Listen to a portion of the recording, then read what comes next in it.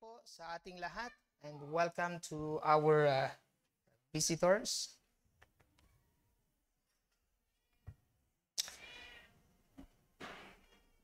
Let me show you this one picture. What is that? Ay, wala na pala. Napatingin ako dito, wala na pala. Okay.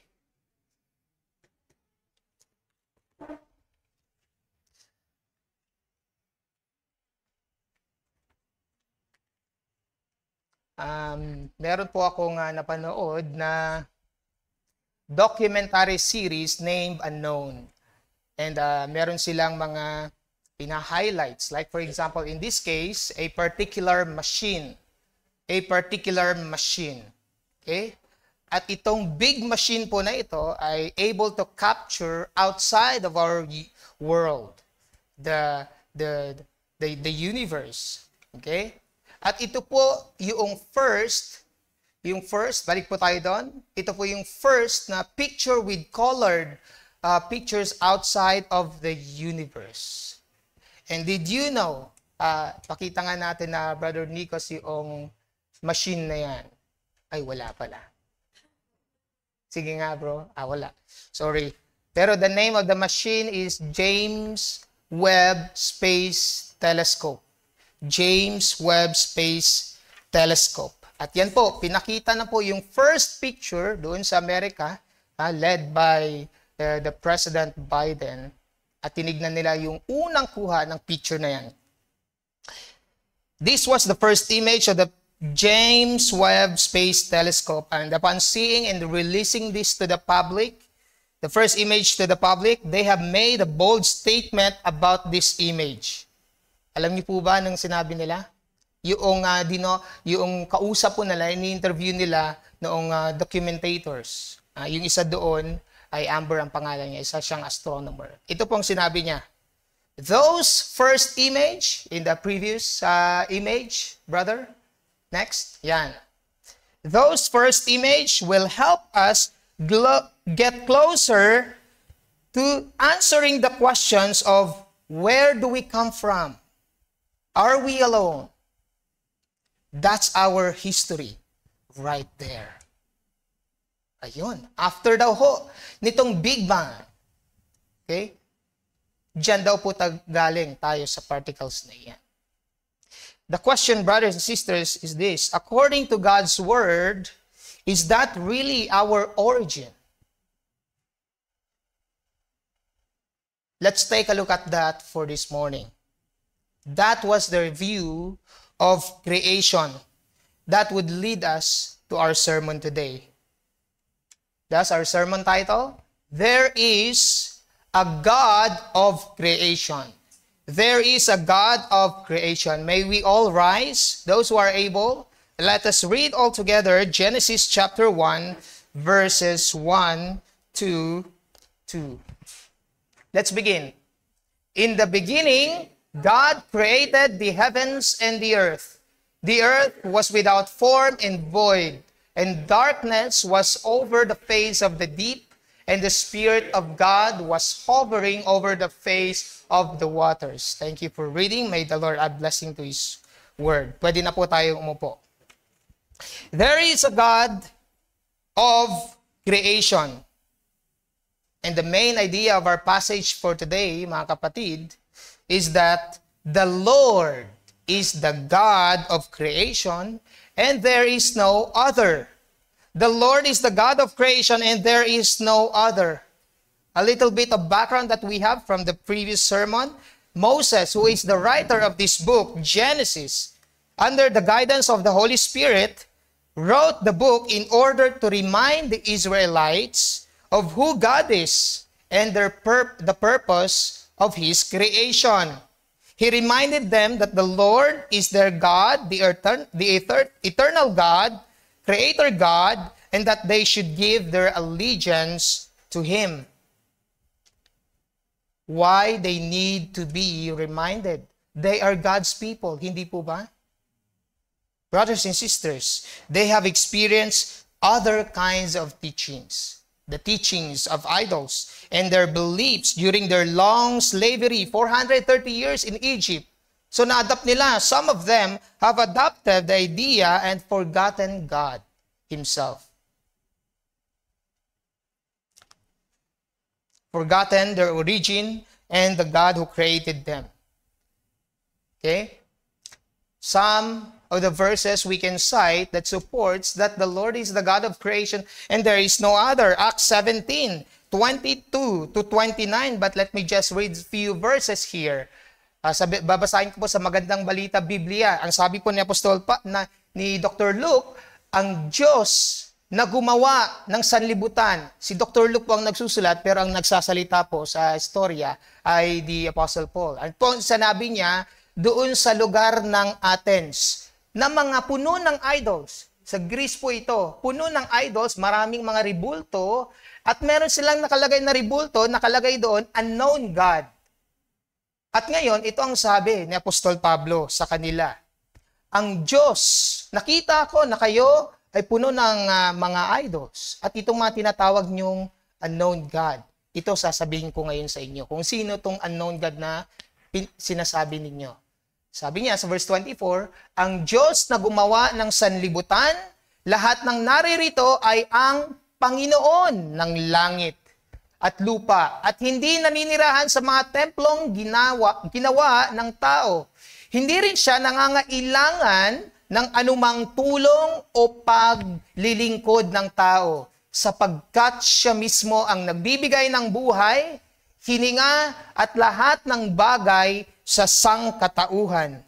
So what did Paul describe here? He described that the Lord as the God of creation. Ito pa ang sinabi ng Book of Prophecy, sabi ni Isaiah, the prophet Isaiah. Again, sa Tagalog, babasahin ko po, si Yahweh, ang lumikha ng kalangitan. Siya rin ang lumikha ng daigdig. Ginawa niya itong matatag at nananatili at mainam na tirahan mainam na tirahan. Siya ang may sabing ako si Yahweh at wala ng iba pang Diyos. Okay? Ito po ang sabi ng isang hari na si Haring David in Psalm 19 verse 1 where David proclaims the glory of God as evident in His creation. Sabi niya, ang kaluwalhatian ng Diyos ay ipinahayag ng kalangitan. Ang ginawa ng kanyang kamay, ipinapakita ng kalawakan. Oh, yung nakita nating picture ng James Webb Space Telescope. Gawa po ng Diyos yan. Very clear. So our topic will revolve around the scriptural or biblical view of the Creator and the creatures and His creatures. Diyan po tayo iikot from this verse, number 1, and then hanggang sa next 2 couple of Sundays po tayo. Okay? Sige po. So, ang focus po natin ngayong umaga ay about the God of creation. The God of creation. But before that, again, before yung atin pong sermon last 3 Sundays, we have learned that God Himself is eternally present. At dito naman po sa ating text, sa verses 1 and 2, ay makikita natin that God purposefully created the world. Hindi po ito parang term ni Pastor Nicky na, tumubo na lang parang kabuti. Parang mushroom, no? Okay? And then in the next verses, we will see that God intentionally designed His creation. May design yung sinusunod. Okay po? Therefore, let us begin by focusing our attention to the God of creation. The God of creation. Who is this God of creation? Yun po kasi yung punto ng writer. Nakalimutan niyo na kung sino ang Diyos niyo. Yun din po sa atin ngayon. There is a God of creation. Who is He? Verse 1, in the beginning, God. What does that imply?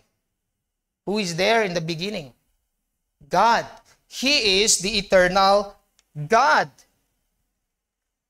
It speaks of His eternality. Ito pong sabi ng Prophet Isaiah, about this God.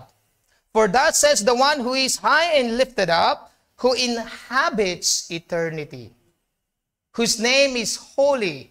I dwell in the high and holy place, and also with him who is of a contrite and lowly spirit, to revive the spirit of the lowly, and to revive the heart of the contrite. Ano po ang nature ng Diyos? Eternal. It means God existed eternally, forever, without end, and everlasting. Okay? Ang punto po mga kapatid, God is the only God who exists eternally before creation until the end of the age. Take a look at what Psalm chapter 90 verse 1 to 2 says. Sabi po ng psalmist, Lord, you have been our dwelling place in all generations. Verse 2, before the mountains were brought forth, or over you had formed the earth and the world, from everlasting to everlasting, you are God. To say that God is eternal, from everlasting to everlasting, implies that God has no beginning in the beginning. God never began to be. Sabi po ng isang theologian na si A.W. Tozer sa kanyang libro na Attributes of God, ang ganda po ng sinabi niya, sabi niya, God is not dependent upon His world, upon His kings and presidents, upon businessmen, okay, forward tayo bro, and preachers, upon boards and deacons. A.W. Tozer, move tayo kante, forward. Yon, thank you. Upon boards and deacons, God is not dependent upon anything. We have thought our way back until no history, back to God Himself, the eternal one. You see the point, brothers? He is not dependent to anyone or to His creation because He is eternal. Ito rin po ang sabi ni Gerald Bray. Isa rin pong book na nagsulat patungkol sa attributes ng Diyos. Sabi niya, that God is without beginning is inferred from Genesis 1 and John 1:1, both of which speak about the beginning of creation. John 1:1 is clearer about the aspect of this because it says the word, in Greek logos, identified as Jesus Christ, was already present in the beginning and is therefore without origin Himself. Wala pong yung idea ng mga atheists na, create ng Diyos to. Sino nag-create sa Diyos? Di mo masagot, tama ako. Ganun po ang kanilang arguments. Pero ano pong sabi mismo ng Diyos kay Job? Ito po sabi niya, nasaan ka nang likhain ko ang mundo? Kung talagang may alam ka, lahat ay sabihin mo. Verse 12, Job, nakalikha ka na ba ng isang bukang liwayway? Ito po kasi yung sagot ni God sa lahat ng complaints ni Job sa kahirapan na kanyang dinaranas mismo. At mahirap po yun dahil hindi niya alam kung anong nangyayari doon sa itaas. Pero ito pong sinabi ng Diyos, sige nga, sabihin mo, saan ka nung nilikha ko yung mundo? Again, God is the God who exists eternally before the creation until the end of the age. Not only that He is eternal, this God of creation is the God, the powerful Creator. He is the powerful Creator. In the beginning, God created the heavens and the earth. Again, ano po yung word dito na God? By definition, in original term, Elohim, which means the supreme God. The supreme God, namely, I am, o Yahweh, or sa translation po ng English, the Lord. Puro capital, the Lord. And the word created, which means bara, out of nothing. So what's the point, brothers? God created everything, the heavens and the earth, out of nothing. What do you call that? Can you create something out of nothing? We can call this a miracle. Hindi po tayo makakagawa niyan. Pag sinabi kong, let there be hamburger, uy, wala. Kanina kasi kumain ng burger. Yung burger na kinain ko kanina, binigay sa akin yun. Hindi yun out of nothing. Okay? Galing ng... Okay. Okay, a miracle in the hands of a powerful creator. Sabi po ni Dr. James Montgomery Boyce, on the basis of the first verse of Genesis, we can define God as the one who creates. We cannot create. Strictly, we are craftsmen. We use pre-existing material, but God does create. And He does so on what is to us a vast and incomprehensible scale. We do not know how God has done it, but He has willed His creation. And as a result, we know, we see, and have come into being. End of quote. He willed His creation. Eh, bakit niya kinreate? Ito pong sagot. He willed it.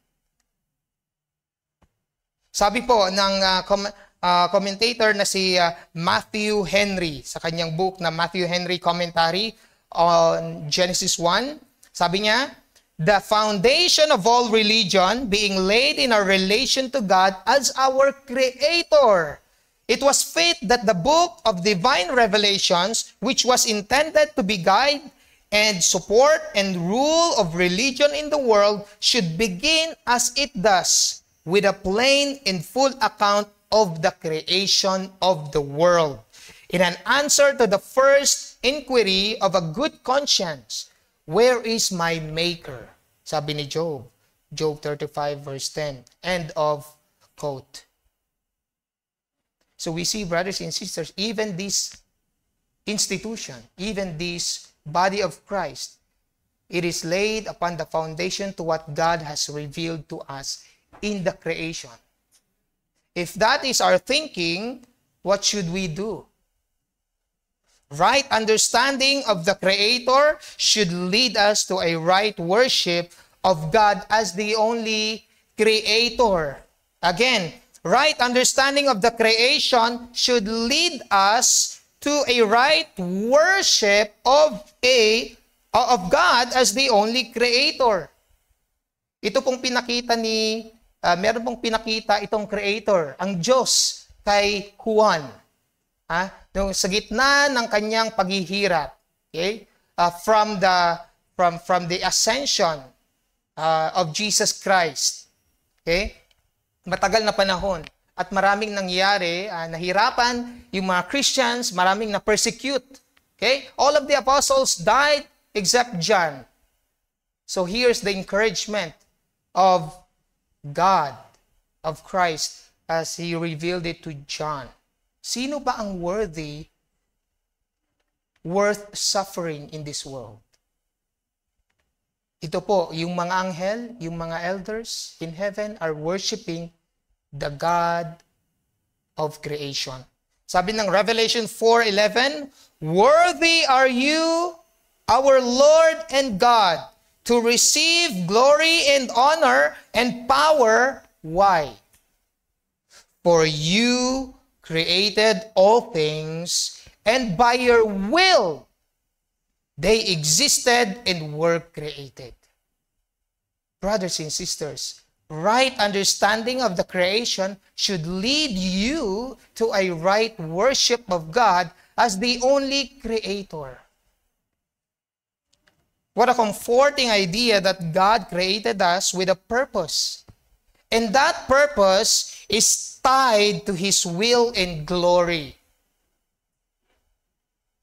So, you are created for His glory. Number 3, He is the life giver. This God of creation is the life giver. Verse 2 says, the earth was without form and void, and darkness was over the face of the deep, and the Spirit of God was hovering over the face of the waters. If you will observe, dun po sa ating IBS, what are the repeated words? The word God and earth clearly implies the point of the passage that there is a creation, there is a creator. And that creator has been defined by the word as we have observed. Yung word po na hovering here, the Spirit was hovering in Greek, rahap. Na ang ibig sabihin po ay the Spirit of God moves gently over the face of the deep, in darkness, in the waters. Okay? Also, we got the idea of the word cherish. Okay? From the book of Deuteronomy, meron pong dinescribe dito na yung word na rahap, an eagle taking good care with her feathers sa kanya pong mga anak mismo. Okay? And also the word, we got the word from here, the word fertilizing. The Spirit of God is moving or fertilizing. So He's doing something already, the beginning of the creation. And then later on, that would be the design. He would be designing it. Okay? So we've got this point. It's good to hear from the co-elders here, where we pointed out that the Spirit was hovering, or the Spirit of God was moving during the initial creation, simply because He is in charge. The Spirit of God also is a creator, co-creator. He is in charge of the creation. He did not leave the creation in a disorderly manner. Okay? Void, without form, and darkness. This tells us that God is in charge both physically and spiritually. Mamaya po makikita natin. Okay? God is ordaining things. He is sovereign. He is orchestrating and causing things to exist for His glory. Again, the idea is hovering, gently, caring. And what else? What does that tell us? God is not a tyrant. Okay? He is moving gently and in total control. Okay? God, also, Deuteronomy 32:11 implies that God cares for what He owns. What a comforting idea also, that God created us, He owns us, and He cares for us. Dr. John MacArthur says, with this verse, this means, yung without form and void, this means not finished in its shape, as yet inhabited by creatures. God would quickly, in 6 days, decorate His initial creation. So, ang punto lamang mga kapatid, without God, there is no beauty, no order, and there is no life. But God was there, and He causes all things to exist. Let's take a look at Isaiah 45 verse 18. Ang sabi po sa Magandang Balita Biblia, si Yahweh, yan po, God. Okay? The Lord. Si Yahweh ay ang lumikha ng kalangitan, siya rin ang lumikha ng daigdig. Ginawa niya itong matatag at nananatili at mainam na tirahan. Siya ang may sabing ako si Yahweh at wala nang iba. Next. In Isaiah 42 verse 5, ano pong sinabi niya yan? Ang Diyos na si Yahweh ang lumikha ng kalangitan. Nilikha rin niya ang lupa at nagbigay buhay sa lahat ng bagay dito sa daigdig. Kaya't sinabi ng Diyos na si Yahweh sa kanyang lingkod.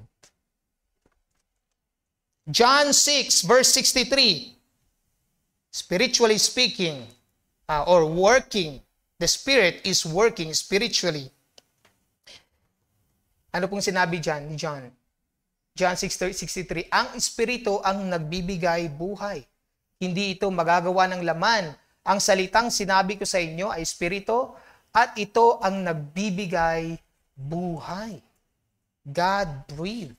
The Spirit gives life. The one who regenerates a dead, a stone heart implies deadness, but God transformed it into a heart of flesh. Ezekiel 36:26-27 tells us that it is God who regenerates or makes the person alive. In short, it is Him who made you Christian. Okay? So the point, brothers and sisters, of the Spirit is by no means an accident here. Uy, dinagdag na lang. Ano kayong ginagawa ng Spirit? Hovering. Our idea sometimes is that, wala, nandyan lang siya, pero si God ang gumagawa. Hindi po. Meron po siyang role din dito sa creation. And it only means that God, the Spirit, also participates in creation together with the Father and the Son. Here's the question, brothers and sisters. Why is it important to know that there is a God of creation? Is it not obvious? We might say, tagal ko nang alam yan. Okay? Yes, it is critical to understand. To know that there is a God of creation as stated in Scripture, or man will be creating God based on creation. Tandaan po natin iyon, mga kapatid. Evident na po iyan dito. Let's take a look at what man made based on the creation. Let's take a look at the views of creation. What are the views of creation? Dr. Boyce helped us understand with regards to these ideas. Okay? Unang-una, evolution.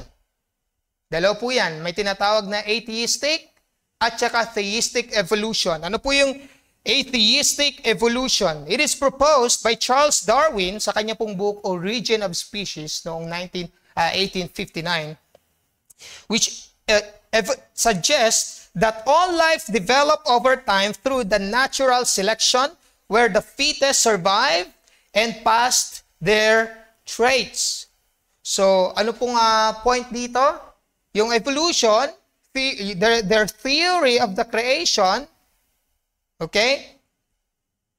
Ito yung process by which living things change over time. Isang halimbawa po nito ay ganito.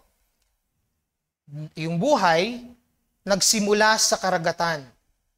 Nagsimula sa isang cells. Okay? At billions of years, yung cells na yan ay naging isda. Okay? Nasa karagatan eh. Naging isda. At nag-evolve. So yung fish na yan nagkaroon ng kamay at saka paa. Nag-develop ng legs and anong nangyari? Naging amphibians, naging palaka. Okay? Yung cells na yan, naging isda, naging palaka. Okay? Ano pa? Yung iba naman, na-develop into the other kinds of animals. So, naging reptiles. Yung iba, naging buhaya. Okay? Yung iba, naging mammals, like rabbits. And some mammals evolves into primates. Yung iba, naging unggoy. At doon na po. Noong na-discover ng evolution, doon sa fossils, na yung structure ng ating katawan, ng buto, ay mukhang kamukha ng unggoy. Therefore, they conclude na hindi naman tayo directly coming from monkey. Pero pinsan natin daw sila. Okay? We share the same ancestry. Matindi, ano? Okay? Ano pa? Yung giraffe. They tend to have a slight long neck. So over the course of time, dahil sila ay abot nila yung mga dahon sa puno, ang makakasurvive for many generations at mas maraming lahi ay yung mga giraffe na mahahaba yung lieg. So again, mga kapatid, fossils are often used to support evolution, but gaps and subjectivity in the record make it uncertain. Kulang-kulang po yung fossils record nila. Okay? To prove it, dapat kompleto lahat. Meron pong buto na ito ay isang kabayo. Pero hindi pala ito nag-develop into new species. Okay? Or the same species. Ibang family lang pala. Zebra pala yun. So, ganun ho. So, ano po ang problema nitong theory na ito? Unang-una, the origin of the matter. Saan galing yung nag-evolve na yon? Kung cells man yan, or isda, or unggoy, saan po galing yan? Ang reality po ng ating mundo, according to the Bible, matter exists first. Okay? Where did it come from? It should point out to our Creator. But they eliminate that idea. Ano pa? Form of matter. Yung sun, ay very complex na yan eh. Kasi ang idea po ng evolution from simple to complex. Paano kaya nag-evolve yung sun? Paano nag-evolve yung lions? Very complex na yung mga idea, ay yung kanilang forms. Sino nag-design doon? Ito pa ang pinakamatinding problema nila. The origin of life. How can that cell or anything in the world create a life from non-life to life? Ano po? At ito, finally, the emergence of the soul. How did self-awareness in God consciousness arise in humans? Hindi po nila masagot-sagot iyon. Pero bakit ito pa rin yung dominant na idea ng mga theories? Even sinama po ito sa mga libro ngayon sa high school. Tandang-tanda ako pa po. Okay? Ito pong sabi ni Dr. James Montgomery Boyce. According to evolution, everything, absolutely everything, is knowable. And this has obvious appeal. Everything comes from something else. We can trace the developments back. It is a closed system. There is no need for anything outside. Above all, there is no need for God, who by the very definition of the word, of that word, is one who is unknowable and who does not need to give an account of himself. End of quote. Ano pa? Dinagdag niya. Dito, sabi niya, is it not possible then that in the last analysis of the appeals of evolution is in its elimination of God and exaltation of man? In this system, man does not merely become the highest point of creation, which Christians would themselves willingly affirm. He becomes the God of creation. Again, i-reiterate ko lang po yung punto ni Dr. Boyce, mga kapatid. The appeal of evolution is that it removes God and makes man supreme. Eh, by definition na po ibig sabihin ng God? Sup ng word God. Elohim, the supreme God. But this is flawed and dangerous foundation. Mga kapatid, compared to the idea of evolution that everything is knowable, that is exactly opposite when it comes to our originator. Not everything can be known about God. He is by nature incomprehensible. But what can be known about Him, necessary for our salvation and our satisfaction, are enough already as revealed in His creation, general revelation, and His special revelation, that is the Word, in Jesus Christ Himself. Let's take a look at what Matthew Henry says on this. He said, atheism is folly, and atheists are the greatest fools in nature, for they see there is a world that could not make itself, and yet they will not own there is a God that made it. Doubtless they are without excuse, but the God of this world has blinded their minds. End of quote. Ano po ang point, mga kapatid?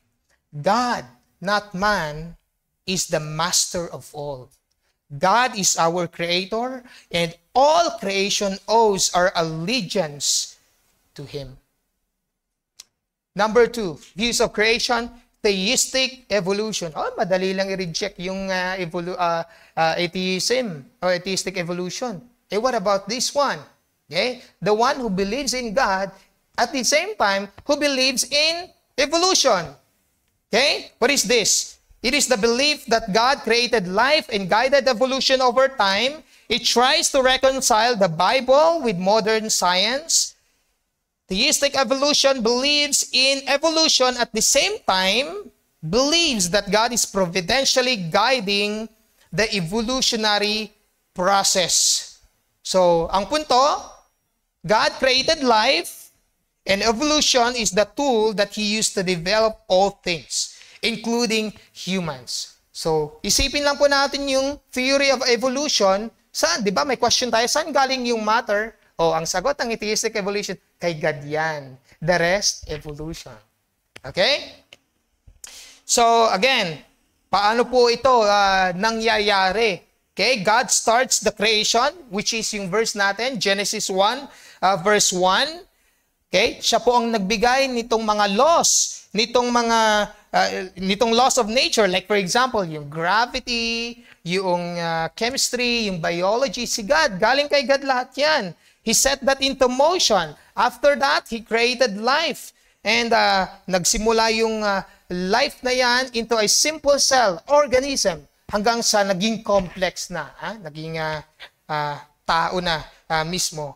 And that is where the evolution begins. Okay? Uulit tayo doon sa theory of evolution. So in short, evolution is guided by God. Okay? So kasama siya doon sa natural process mismo until humans evolves. Okay? Okay ba yon?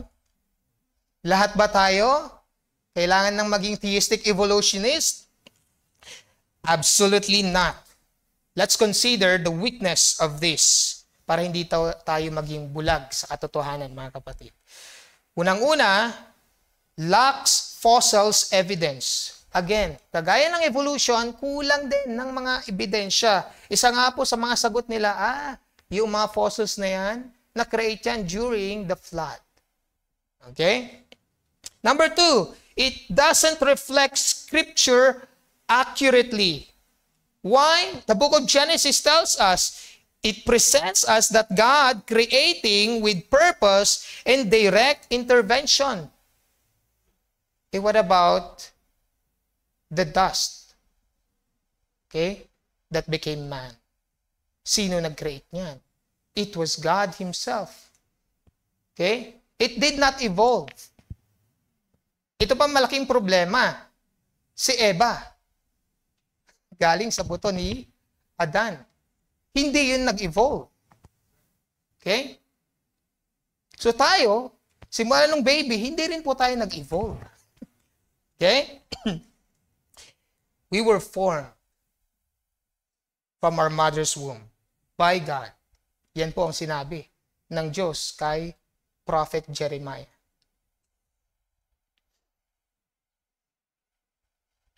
So what should the Christian's proper position with this?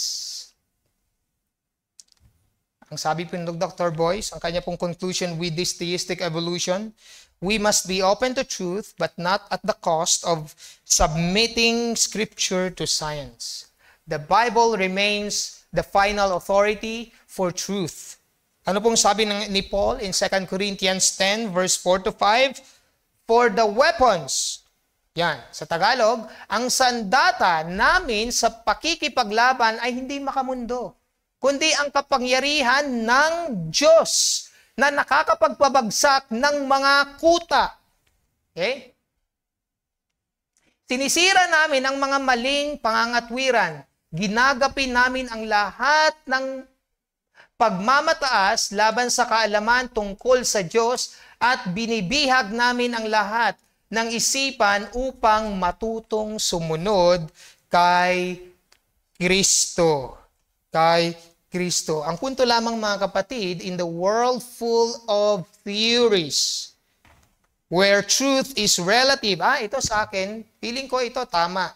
Sa'yo, tama yan sa'yo, truth yan. Ito, feeling ko, tama to para sa akin. So, truth yan. Hindi po ganon. As Christians, let us strive to know that our ultimate standard for truth is the written word of God. The written word of God. Sanctify them in the truth, sabi ni Christ when he was praying, the priestly prayer, your word is truth. Finally, the views of creation, the gap theory. Ito, mukhang convincing ito. Kasi meron silang exegetical evidence, theological also. Okay? The gap theory proposes a long gap between Genesis 1 and 2. Ito po yung verse natin na pinag-aaralan po ngayon. Okay? Na yung Genesis 1 and 2, billions of years ang nakalipas bago nadugtong yung istorya. Okay? Excuse me. Where an earlier creation was judged and destroyed due to Satan's fall. And Genesis 3, onward is a creation, recreation. So, ano pong idea? Merong ginawa ang Diyos. In Genesis 1:1, nasira ito dahil ginudge ni God si Satan at tinapon sa mundo. Kaya ang resulta, wasak, ruined, okay? Without form. At ang ginawa ng Diyos para ma-reconcile nila, yung verse 3, ay dinisenyo niya ito ulit. So hindi creation ang nangyari. Recreation or reconstruction po ang nangyari. Very opposite po yan sa idea ng Diyos as the Creator. So, ang point lamang po nitong gap theory, God created the world long ago, it got ruined, and then He restored it in 6 days to prepare it for humans. Ang sabi nga po, kinote po ni Dr. Voice sa ang isang pastor, isang writer also, ang pangalan ay Thomas Chalmers. Ang sabi niya, according to him, Thomas Chalmers, sabi niya sa Genesis 1:1, Genesis 1:1 tells of God's creation of an original world in which all things were good. Okay? For God cannot create that which is bad. So yung verse 2, hindi kay God yun. Kasi lahat ng ginawa ng Diyos, mabubuti lamang. Okay? So sino ngayon ang ruler ng earth? Dahil bad yun, without form and void, sino ngayon? Ang sagot po nitong Thomas Chalmers ay Lucifer ruled this world for God. Yun, naging sovereign bigla si Satan. Lucifer sinned. God judged the world along with Lucifer, as a result of which the earth became formless, desolate mass. We discover it to be in Genesis verse 2. Okay?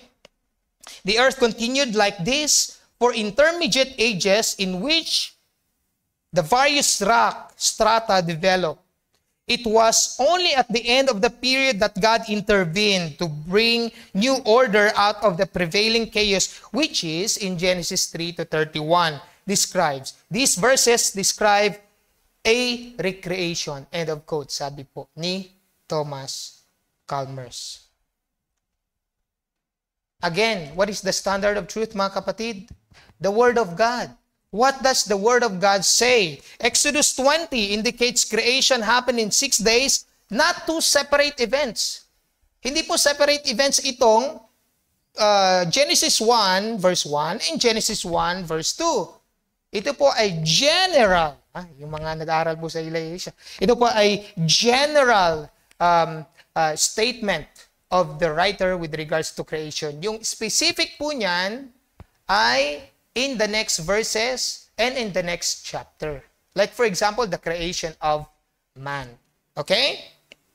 Sabi ng Exodus 20 verse 11, for in 6 days the Lord made heaven and earth, the sea and all that is in them, and rested on the 7th day. Therefore the Lord blessed the Sabbath day and made it holy. How many days did He create the world?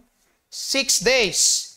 According to ESV Study Bible, let me quote, the emphasis is mainly on how God orders or structures everything. The structure of the account is as follows. After giving the setting po ito, narrative po kasi.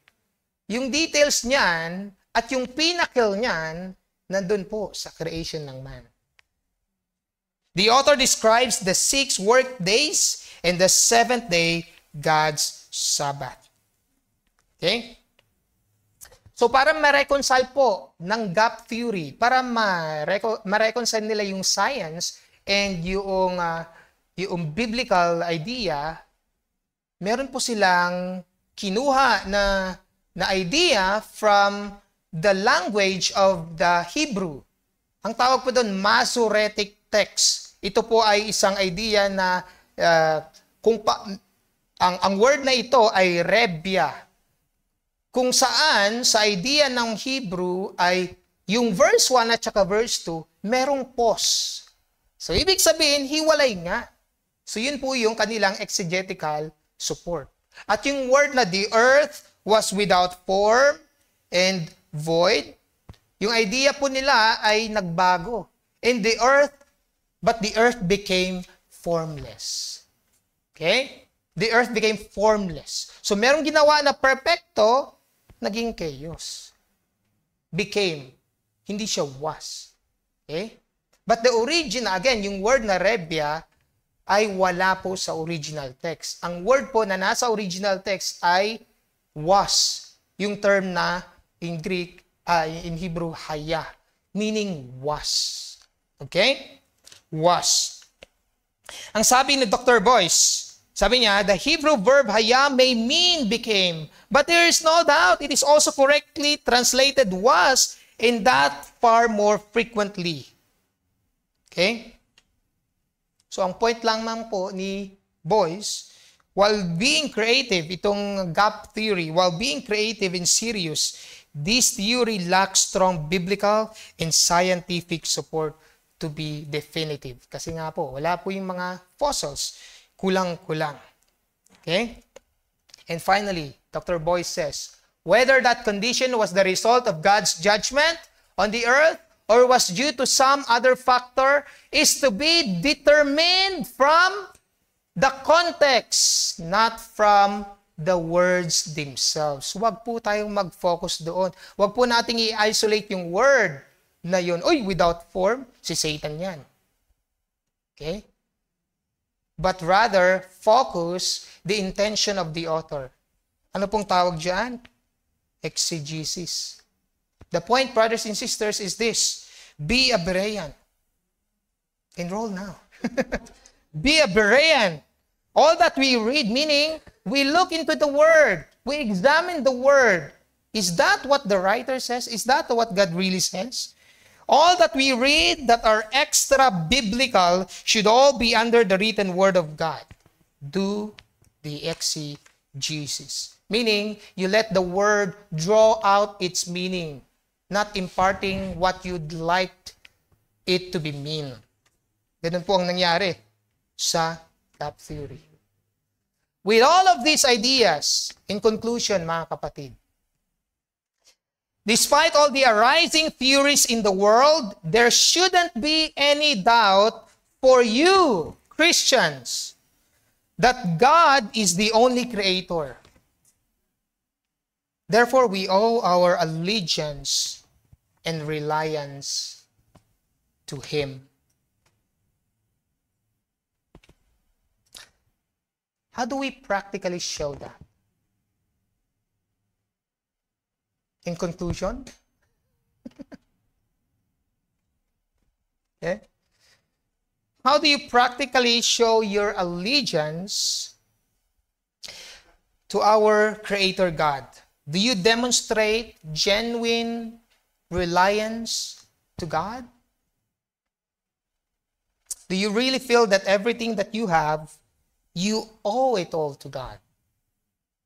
You ask yourself, brothers and sisters, how do you check that? I know this God of creation, and my reliance is on Him, my allegiance is to Him. Let me ask you, how is your commitment to this God? To show our allegiance to Him will demonstrate how committed you are to Him.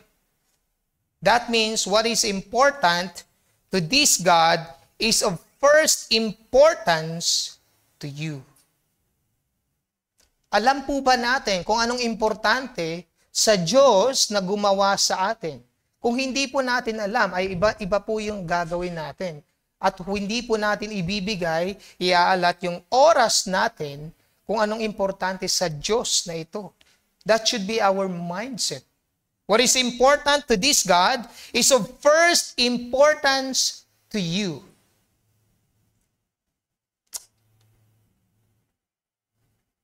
Is reading God's Word important? Yes. Are you committed to knowing God by reading and studying your Bible? Is worship service important? Yes, that's why I'm here. You might say, are you committed to meeting together with the saints? How about this? Are you committed in prayer? Privately and corporately? If we are committed, then why do we neglect meeting together for prayer? Are you committed to the Word? Then why do we find hard to commit ourselves to attending Bible study, inductive Bible study, whatever that kind of study of the Word? Do we really long for fellowship?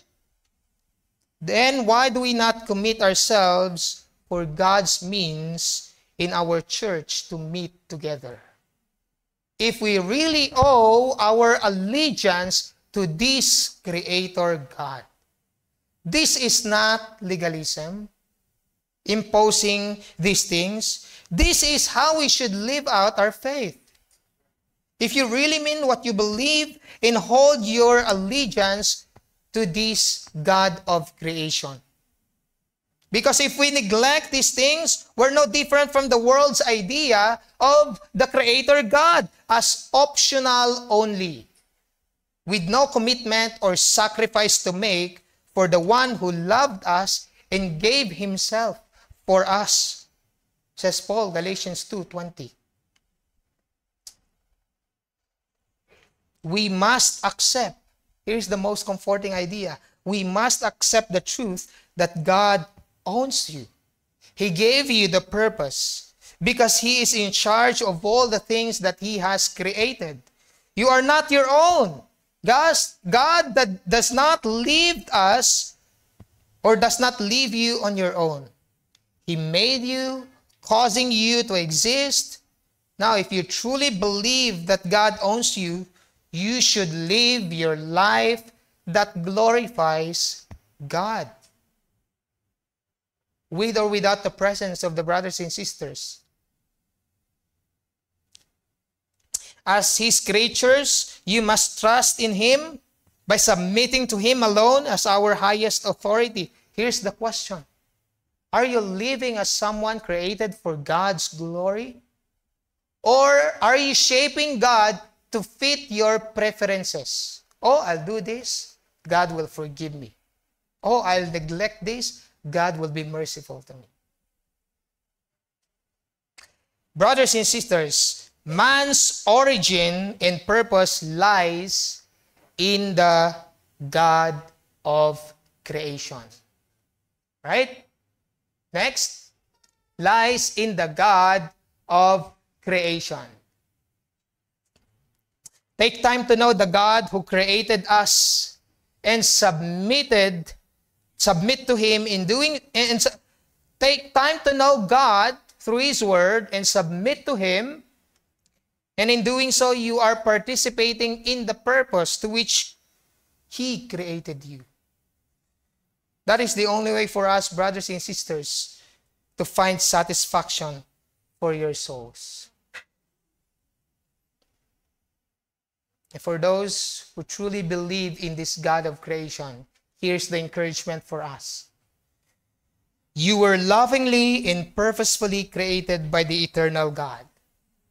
Knowing Him not only reveals your origin, but also your purpose. If we know this God of creation, there's a meaning in your life. Forget about Him, your life will be meaningless, regardless of what you have. God graciously created us for His glory. For those who are in Christ, they are new creation. Therefore, live your life worthy of Him every day. Can we read this all together? The Westminster Shorter Catechism, question number 1 and answer number 1. Let's read all together. What is the chief end of man? Man's chief end is to glorify God and to enjoy Him forever. That is our purpose. Let us pray. Father in heaven, we thank You for giving us the opportunity to live, to exist for Your own glory. Father in heaven, we thank You for giving the meaning to our life, or else all the things that we're doing will be tiring. But because of Your grace and mercy and the idea that we are in complete reliance and independence on You alone, we can be rest assured that all things will work together for good. This we pray in Jesus' name. Amen. Let's all please rise as we sing our song of response about our holy, holy